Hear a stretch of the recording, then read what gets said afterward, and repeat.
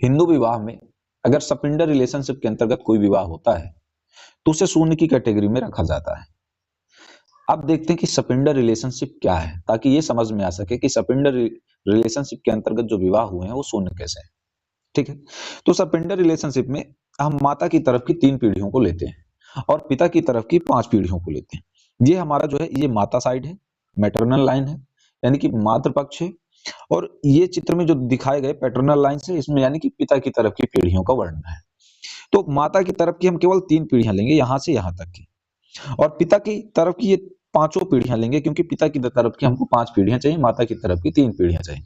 और जब भी हम किसी जनरेशन की किसी पीढ़ी को काउंट करेंगे तो फर्स्ट जनरेशन के रूप में स्वयं को रखेंगे, चाहे वो माता की तरफ का हो या चाहे वह पिता की तरफ का हो। तो अब शुरू करते हैं। माता की तरफ की पहली जनरेशन आप हैं, आपकी माँ आपकी सेकंड जनरेशन है और नानी आपकी थर्ड जनरेशन है। यानी कि नानी की कोई संतान है, माँ की कोई संतान है, यहां तक अगर आप विवाह करते हैं तो ऐसा विवाह शून्य माना जाएगा, इलीगल माना जाएगा, अवैध माना जाएगा। ऐसे विवाह की कोई मान्यता नहीं होगी। देखिए, माँ के जो बच्चे होते हैं वो बहन भाई बहन होते हैं, यानी कि भाई बहन से अगर हिंदू धर्म में आप विवाह करते हैं तो शून्य माना जाएगा। नानी के जो बच्चे होते हैं मामा मौसी और माँ होते हैं, तो इनमें से अगर आप किसी से विवाह करते हैं तो ऐसा विवाह भी शून्य माना जाता है। उनके बच्चों से भी अगर विवाह करते हैं तो वह भी आपकी सपिंडर रिलेशनशिप के अंतर्गत आ सकते हैं और वो भी विवाह आपके शून्य हो जाते हैं। इसी प्रकार से आप पिता की तरफ आते हैं, तो पिता की तरफ फादर आपकी सेकंड जनरेशन है, फर्स्ट जनरेशन आप स्वयं है, ग्रैंडफादर आपके थर्ड जनरेशन है, ग्रेट ग्रैंडफादर आपकी फोर्थ जनरेशन है और ग्रेट ग्रेट ग्रैंडफादर आपके फिफ्थ जनरेशन। इस 5 जनरेशन के अंतर्गत अगर आप कहीं पर भी विवाह करते हैं तो ऐसा विवाह सपिंडा विवाह माना जाएगा और ऐसा विवाह हिंदू धर्म के अंतर्गत शून्य माना जाता है।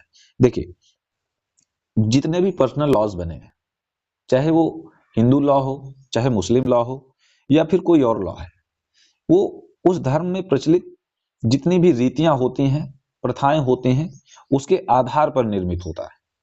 हिंदू धर्म में जो प्रचलित रीतियां थी, उन प्रचलित रीतियों को कानून के रूप में कोडिफाई कर दिया गया। इसी प्रकार से जो मुस्लिम धर्म में प्रचलित रीतियां थी, उनको कानून के रूप में कोडिफाई कर दिया गया। तो जो हमारे पर्सनल लॉज में रीति रिवाज हैं, जो प्रथाएं थी, उन प्रथाओं के आधार पर हमारा पर्सनल लॉ बना और उस रीति रिवाज में सपिंडर रिलेशनशिप हिंदू रिलेशनशिप में आता था। हिंदू रिलेशनशिप में जो सपिंडर रिलेशनशिप, माता की तरफ के 3 पक्ष, पिता की तरफ के 5 पक्षों को काउंट किया गया था, 5 पीढ़ियों को। ठीक है, तो ये रहा सपिंडर रिलेशनशिप। सपिंडर रिलेशनशिप के अंतर्गत हिंदुओं में अगर कोई विवाह होता है तो उसे शून्य विवाह माना जाता है। ऐसे विवाह से होने वाले लाभ व्यक्ति को नहीं प्राप्त होते हैं। चैनल में बने रहें, चैनल को सब्सक्राइब करें और वीडियो को ज़्यादा से ज़्यादा शेयर करें।